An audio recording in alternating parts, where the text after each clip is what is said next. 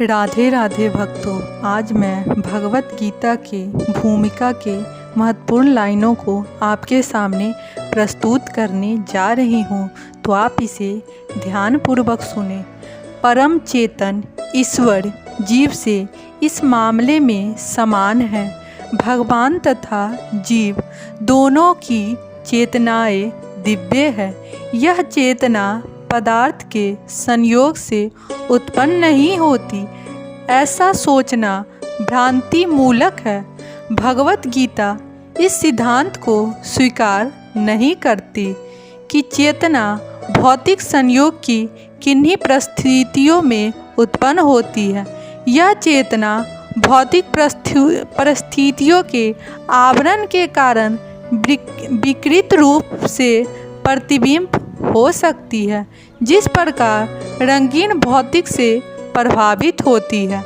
भगवान कहते हैं, मध्यस्थ प्रकृति जब वे इस जगत में अवतरित होती है तो उसकी चेतना पर भौतिक प्रभाव नहीं पड़ता।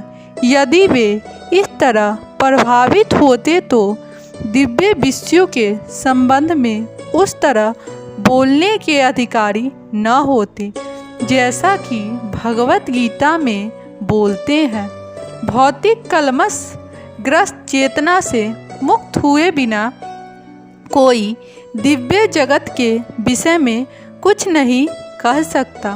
अतः भगवान भौतिक दृष्टि से कलुषित दूषित नहीं है, परंतु हमारी चेतना अभी तक भौतिक कलमश से दूषित है। भगवत गीता शिक्षा देती है कि हमें इस कलुषित चेतना और इसमें हम सुखी हो सकेंगे। ऐसा नहीं कि हमने अपने सारे कार्य बंद कर देने चाहिए, अपितु हमें अपने कर्मों को शुद्ध करना चाहिए और शुद्ध कर्म भक्ति कहलाते हैं। भक्ति में कर्म सामान्य कर्म प्रतीत होते हैं, किंतु वे कलुषित नहीं होते। एक अज्ञानी व्यक्ति भक्त को सामान्य व्यक्ति की भांति कर्म करते देख सकते हैं, किंतु ऐसा मूर्ख यह नहीं समझता कि भक्त या भगवान के कर्म अशुद्ध चेतना या पदार्थ से कलुषित नहीं होते। वे त्रिगुणातीय होते हैं, जो भी हो सकते हैं। हमें यह जान लेना चाहिए कि अभी हमारी चेतना कलुषित है। जब हम भौतिक दृष्टि से कलुषित होते हैं तो हम बंध कहलाते हैं। मिथ्या चेतना का प्राकट्य इसलिए होता है कि हम अपने प्राकट्य प्रकृति का प्रतिफल उत्पन्न मान बैठते हैं।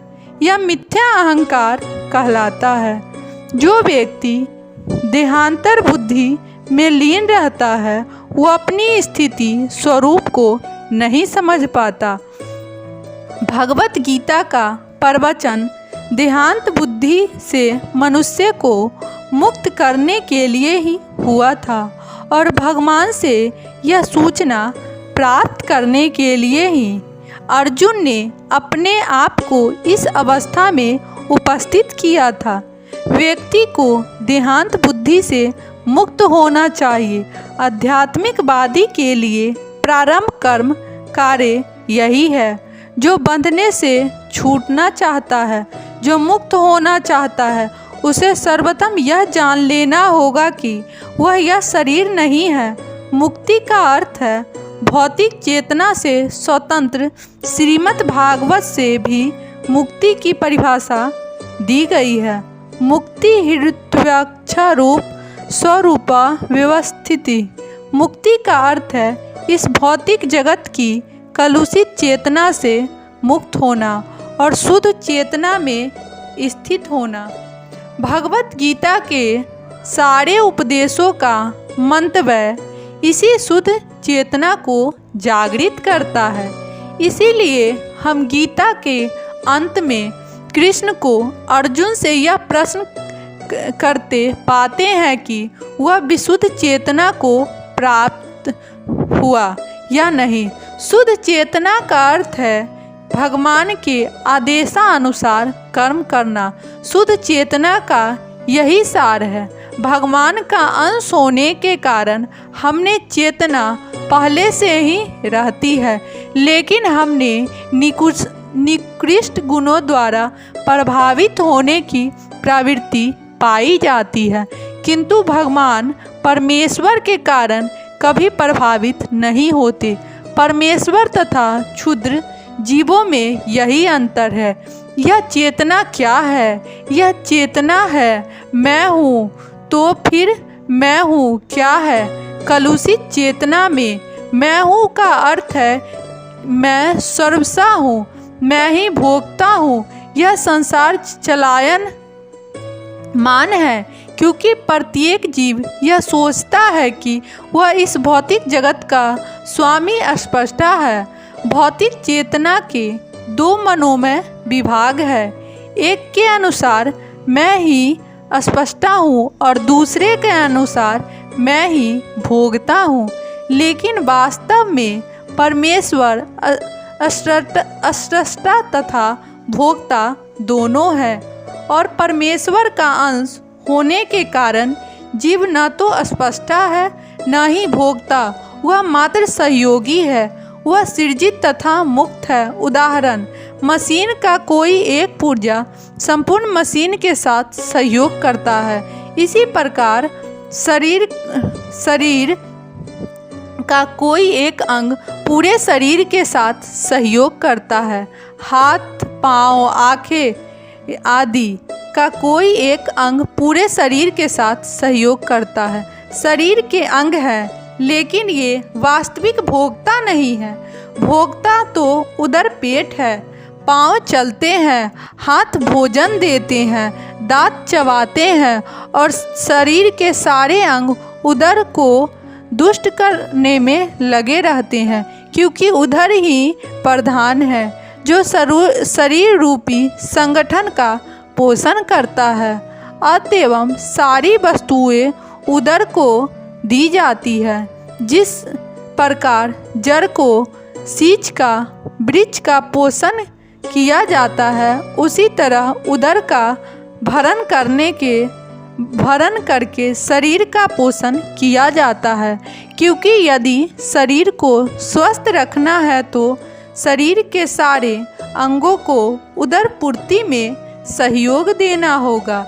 इसी प्रकार परमेश्वर ही भोक्ता तथा स्पष्टा है, और हम उनके अधीनस्थ जीवात्माएं उत्पन्न रखने के निमित्त सहयोग करने के लिए हैं। इस सहयोग से हमें लाभ पहुंचता है। ठीक वैसे ही जैसे उदर द्वारा गृहीत भोजन से शरीर के सारे अंगों को लाभ पहुंचता है। यदि हाथ की अंगुलियां यह सोचे कि वे उदर को भोजन न देकर स्वयं ग्रहण कर ले, तो उन्हें निराश होना पड़ेगा।